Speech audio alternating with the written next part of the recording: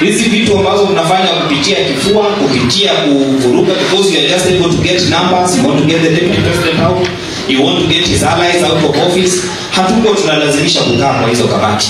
Lakini kati ya demands tutoreni kisheria. Niandikie barua, call me a hearing, understanding orders, basi. Na mimi sikuwa na shida. Niko kamati ilikuwa imenichokesha sana. Mimi nilikuwa kwa kamati kubwa kulingana na utaalamu wangu. Sasa nimepelekwa zile kamati za kupika na mambo kama hiyo.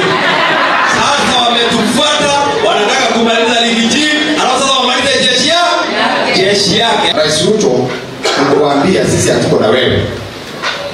Kama Kajiado umetuambia utatupatia Amboseli. Amboseli bado tunangoja 1-2 years now down the line. Uongo bado tunahesabu. Ndio hii Kitengela umesema utaweka siwa na maji within 2 years. Bado tunangojea. William Ruto has no moral authority to talk about the unity of Kenyans. He has broken his own house. He has chased away his political wife, that is Rigathi. Na watoto wake sisi. Huwezi kutupa bibi na watoto halafu unaenda kusema kwamba unaunganisha na nyumba ya jirani.